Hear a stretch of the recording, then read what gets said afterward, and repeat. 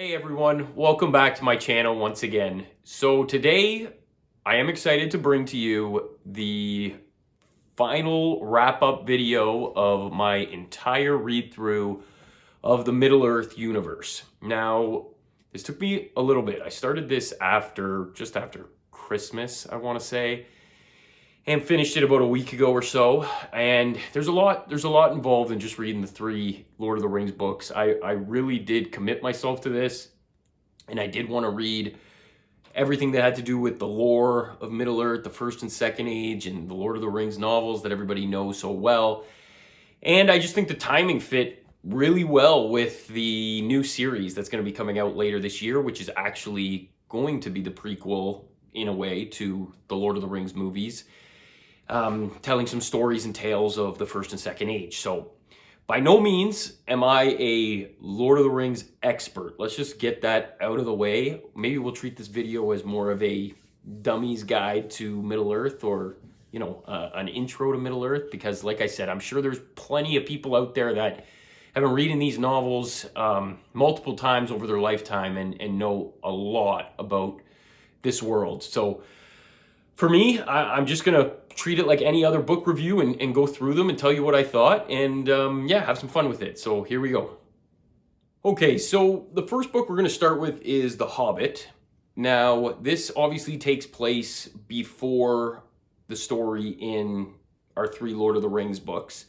And this story follows Bilbo Baggins and a group of dwarves, a large group of dwarves, that are heading to the old dwarf home of Erebor to take it back. Because years ago, a long time ago, the dragon Smaug ended up destroying the city, basically, within this mountain, and sitting on this giant treasure that was inside of it. So the dwarves wanted to take their homeland back. They needed a burglar, as they put it. So they hired Bilbo Baggins to take part in their journey with them. So this book was actually pretty short. If you've seen the movies, they're three very long movies, and for the life of me, I couldn't understand how they got all that out of this small book. And they did add a bunch of stuff after watching the movies again, after reading this. They did add a bunch of stuff that wasn't in the novel, but I mean, it was all good. They were doing what they were doing with that. Overall, though, this story was pretty easy to read, pretty quick to read. There was a lot of table setting, for sure, for the actual series. You know, you obviously get to meet Bilbo and come by how he got the ring, and you even get a little glimpse of Gollum and what he's all about, and the whole riddle game they were playing with each other was actually a pretty cool scene. A lot of good fight scenes, battles as well. The dwarves, you know, really lays the groundwork for the dwarves and the rivalry that they had with the elves and all that. So as you meet Elrond and Galadriel as well, who we see in the actual novels, the Lord of the Rings novels, so gets you to meet them. So yeah, it was just a good little primer, I would say, a little appetizer for the actual series. So this is a must read for sure if you're gonna read the Lord of the Rings series, because it really does, like I said, set the table. Okay, so we're obviously going to start with the Fellowship of the Ring. Now, even though chronologically this isn't where it begins, obviously, because there's so much that happens before with the Silmarillion, I did take this reading order from a website. I can't remember the name of the website, but I mean, I just picked a random one and thought, hey, I'll go with what this website is saying and how it's saying to read these books. So I started with the Fellowship of the Ring, obviously, and I mean, going into these, obviously, I was a big movie fan, and I had seen the movies a bunch of times, which is why I was really excited to actually read these books and compare them. I actually enjoyed The Fellowship of the Ring, the novel, a lot more than I did the movie in comparison to the other books. For me, movie-wise, it was always Return of the King backwards. Return of the King, Two Towers, Fellowship of the Ring, how I enjoyed the movies. This was almost the opposite. I enjoyed The Fellowship probably the best of the three books, then maybe Return of the King, and then The Two Towers. I thought the Two Towers novel was a little quick, as you'll see. It's a shorter one. So, as we know, Fellowship of the Ring begins with Frodo's journey Frodo and Sam, as they take off from the Shire, who they now have this ring that they don't really know a whole lot about and what it can do. And they're just tasked with taking it to Rivendell, which is where Elrond is, one of the higher elves, I guess you could say. An elf that has been around for quite a long time. And when they get to Rivendell, they then form the Fellowship of the Ring with two men, Aragorn and Boromir, Gimli the dwarf, Legolas the elf, and Frodo and Sam, obviously the hobbits, as well as Merry and Pippin and Gandalf the wizard. So there's your little Coles notes there. I'm sure everybody knew that, but that's pretty much the basis of this novel. And it takes them all the way through to when they split up. And that's when they battle the orcs. Sorry if I'm not going to remember all these names of places, but it's impossible for me to obtain all that knowledge, obviously. But they split up after that battle with the orcs near the falls there, and that's pretty much where this book ends. So this book pretty much goes by chronologically what the movie did. It's a little bit more. There's a little bit more to it. They cut a little bit out. Obviously, the scene with Tom Bombadil, which was a very prominent character in this book. I wouldn't say prominent, but he had a pretty interesting role in this novel with the hobbits, and he was just cut straight out of the movies. So there was a little bit more to it, obviously, like in any case with a book and a novel. But yeah, this one was a really, really good read. It was smooth to read to me. I find Tolkien's writing tends to be tougher at times. It can be very poetic, if that's a way to put it. But this one was very smooth to read, and I thoroughly enjoyed it. Next up, we go to The Two Towers. Like I said, this one was a little shorter in comparison to the other two. Now, this one takes you... Now, it was different, because in the movies, you were jumping back and forth to what was going on with Aragorn, Legolas, and Gimli, and what was going on with Frodo and Sam. In this, it's basically split up into two parts. So we start with Aragorn, Legolas, and Gimli as they're trying to track down the orcs who have made their way into Rohan, and they have taken Merry and Pippin captive, thinking that they have the Hobbit with the ring, because they didn't know which Hobbit had the ring. They were just told to bring the hobbits back, nor how many hobbits there were. So kind of worked out that way for them. And yeah, so they're tracking them down, takes them through Rohan, and gets Rohan, the city, involved in the story. So Rohan is another city of men who has been pretty much overtaken by Saruman, who is another wizard who was originally good, but kind of was corrupted by the evil of the ring as well. And there was also a difference here, because in the movies, it made it seem that Saruman was working with Sauron. I don't know why those names are so similar, but I'll do my best to try and differentiate. Sauron being the Great Eye, the evil Dark Lord Sauron. So he, like I said, in the movies, they were kind of felt like they were banding their strength together.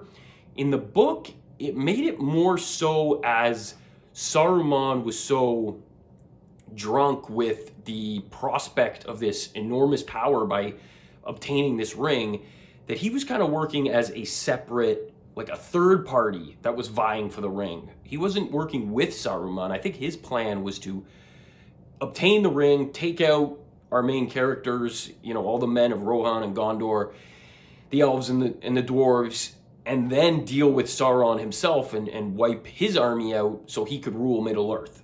That's how I took it. I believe that's the way it was, but they just kind of altered that for the movies. So getting back to Rohan and Saruman, he basically overtook and infiltrated this city by putting this like spell kind of thing on the king of Rohan.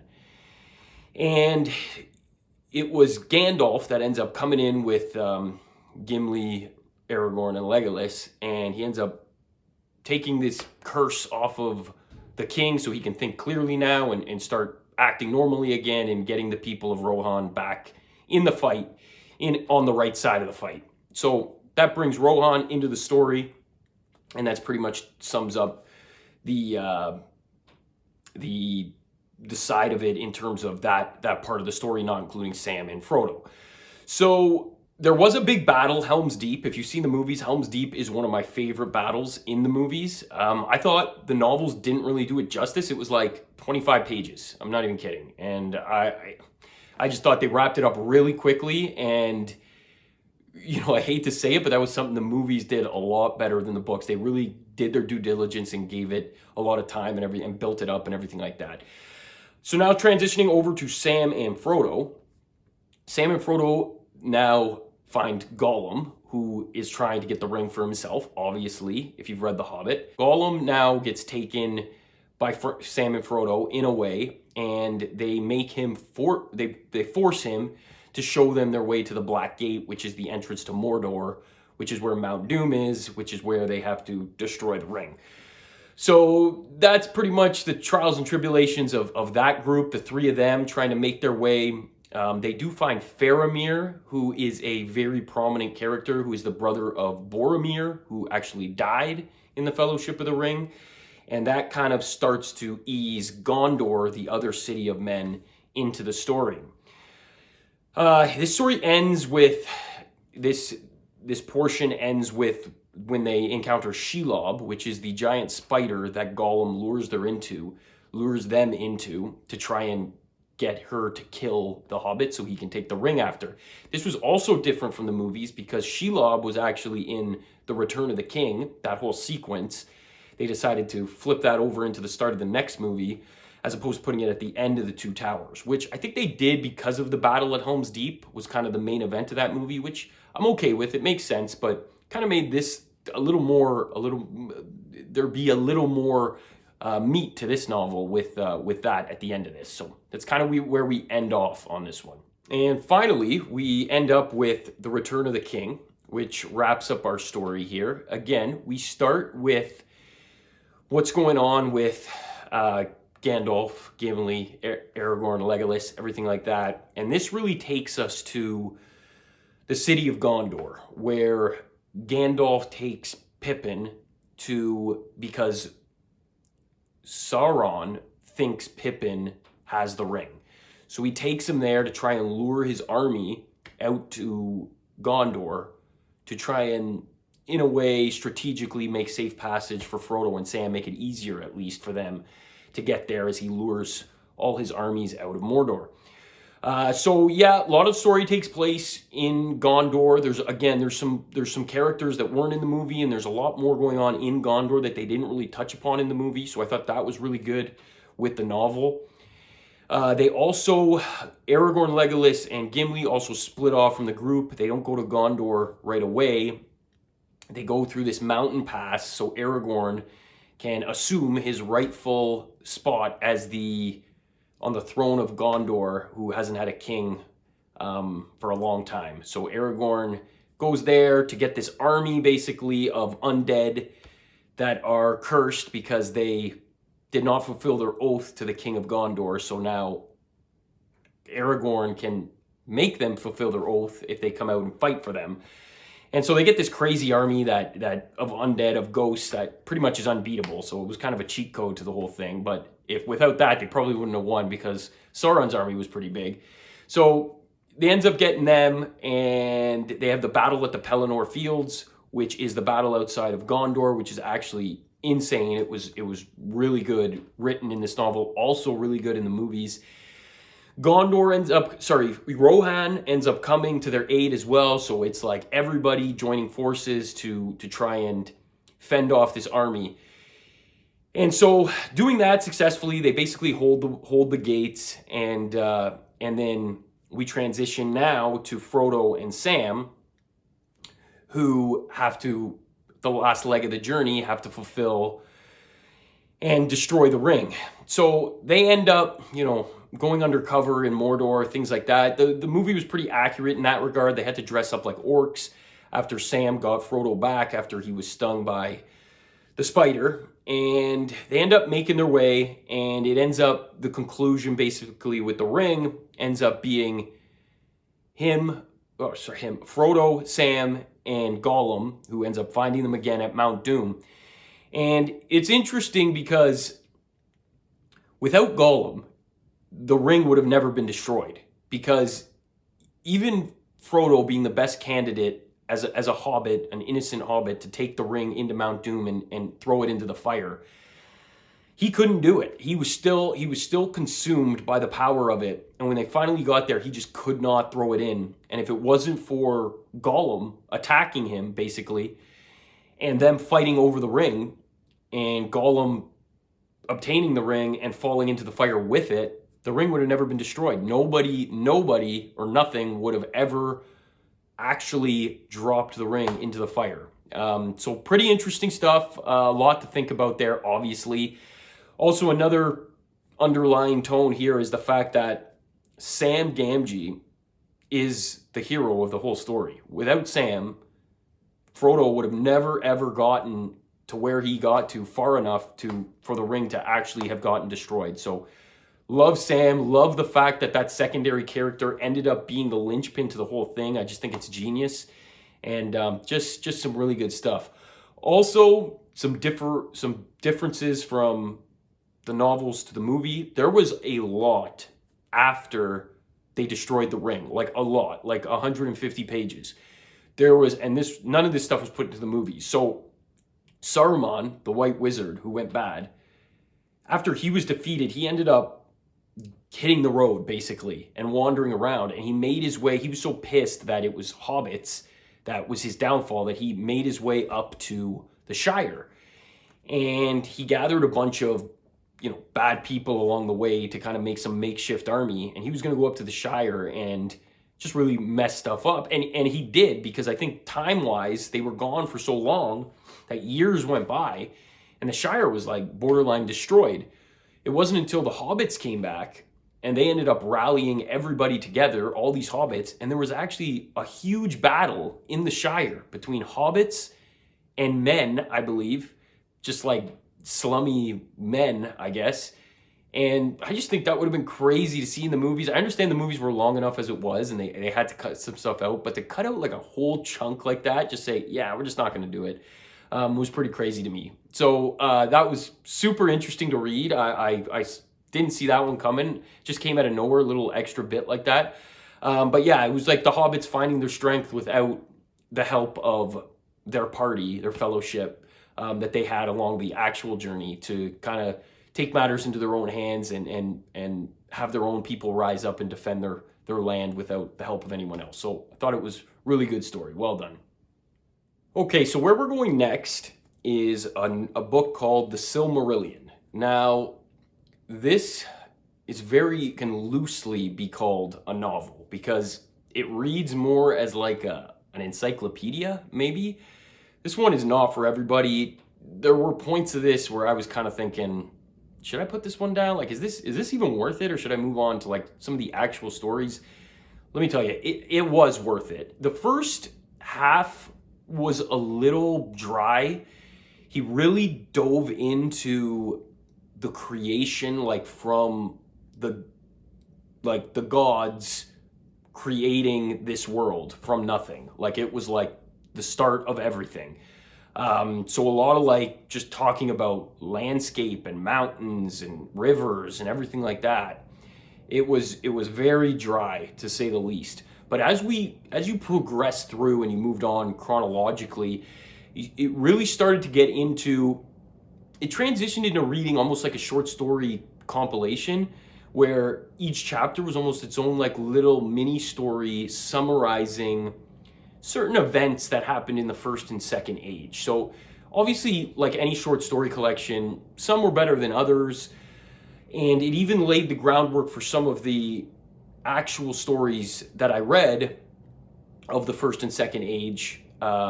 It was like a summarized version of them. So a lot of these were very hard to soak in because of the names and everything like that. They were really throwing a lot at you in a short period of time. So it was good to kind of get that base. And then when you were reading the actual story, you were kind of like, okay, yeah, I remember hearing about this. So you could take it in a little bit better and understand it a little bit better. So I thought that for the purpose of reading this, that in itself is worth it. Yeah, so like I said, it is kind of like an encyclopedia, a lot of facts as opposed to storytelling. But yes, if you're really gonna do this whole thing right, then this definitely is a must read. In a nutshell, there was an underlying story about the Silmarils, which were these like powerful jewels. And the thing with this is it really introduces you to Morgoth, who was basically the first Dark Lord. So before Sauron, so Sauron was actually like worked under Morgoth. So that perspective was really cool to see. And yeah, like, I mean, there's a scene in the movie when Frodo gets stabbed on Weathertop. You'll hear Aragorn say he was stabbed by a Morgul blade. So in other words, saying like the magic that was infused into that blade was Morgul from Morgoth. So you kind of get context with all that as well. And I for me, I'm a bit of a nerd that way. I just thought it's pretty cool to read stuff like that and kind of understand a little bit more. So yeah, for that reason alone, this one is worth the read. Okay, so next up, we're going to talk about 3 of the more major tales of the First and Second Age. And those were Beren and Luthien, the Children of Halin, and the Fall of Gondolin. So those 3 basically lay the groundwork for everything you need to know if you're going to progress and read the rest of the series. Even though we're reading these after you've read in my case, after we read the 3 or 4 major books, I just think doing it that way is better because, you know, it's doing the whole like prequel thing, right? Because you already have so much knowledge of Middle Earth and everything that goes into it that this just kind of, you understand these a lot better than if you were to read these first. I feel like you'd be a little more lost.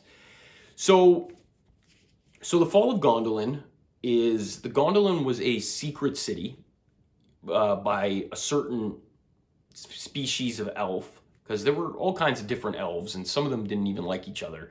And there was no way you could get into this city without knowing how to get into this city. It was impossible to find. And this was the last city that stood.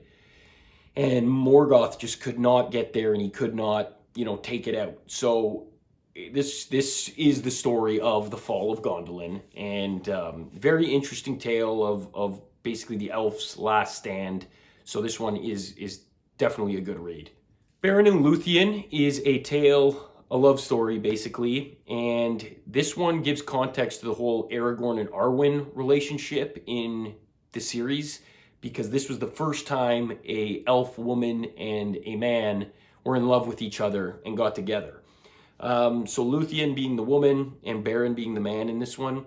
Actually a pretty cool story. Beren goes to Luthien's homeland and talks to her father and wants to take her hand in marriage. And her father, this was absurd because this just didn't happen between a man and an elf. So her father, basically poking fun at him, gave him this impossible task of going to find a Silmaril, or going to steal a Silmaril off of the crown of Morgoth. And he was just like, yeah, I'll do it. Like, if that's what I need to do, that's what I'm going to do, because he wanted his hand in marriage, her hand in marriage. So it's a fun story without giving too much away. The adventure starts from there, and even Luthien gets involved as well because she goes to his aid, knowing it's an impossible task. So this one just gives you a lot of groundwork of what elves are capable of with some of their magic and things like that. So this one was my favorite read of these 3 for sure. And lastly, we have the Children of Halin. So real quickly, Halin was a man that defied Morgoth, and Morgoth didn't like that. So instead of just outright killing him, he basically cursed him and his family. So this tells the story of his 2 children, a boy and a girl. Their names were Ninor and Turin. So Turin being the boy, he ends up getting, after his father is gone and taken captive by Morgoth, he ends up getting taken in by elves. So he basically learns to be all the ways of the elves, even though he's a man. And it takes him on his journey to save his father, basically, is this story. This one's got a bit of a twist ending. It's a twist ending for our character, but it was kind of like we were in on it. We knew what was going on, but our character didn't, and like he didn't find out till the end, so it was kind of a twist in that sort of way. So yeah, a lot of good stuff in this one. There's a lot of good battles and things like that, and Turin is a pretty badass character. He'd be pretty cool to see in the new series they're making for sure. I hope they do this one. Finally, we have the Unfinished Tales. This one, if you want to dive into this one, this is going really deep. You don't really have to. I'd say this is optional. This is just kind of like the icing on the cake. This literally is just like a compilation of short stories and very, very fringe side stories all around Middle Earth. So again, like the Silmarillion, this one reads kind of like an encyclopedia, a little more fact-based than story-based, but like anything else, there's some good stuff in here, and like I said before, I wanted to do this one right, so I tackled it. And finally, we have this little set here of these mini books, and it's called the Tolkien Treasury. Now, I think only one of these books really took place in the Lord of the Rings universe. The other ones were kind of just, I think, other works of fiction by Tolkien, which you don't really see too often. But the one that stands out for me the most, I'll take it out, is The Adventures of Tom Bombadil. So, like I said before, Tom Bombadil is a character that pokes his head out in the Fellowship of the Ring, helps the hobbits a little bit, and this is a fun little read because it gives you an expanded little insight of what Tom Bombadil was like and everything like that. He was a very interesting character, to say the least. All right, thanks again for watching my video. If you've made it this far, I truly do thank you. If you like reading, if you love movies, if you love horror novels, even though this wasn't the topic of this video, that's usually the basis of my channel, and that's what I'll be getting back to. Please give me a thumbs up, give me a subscribe, and once again, we'll talk to you soon.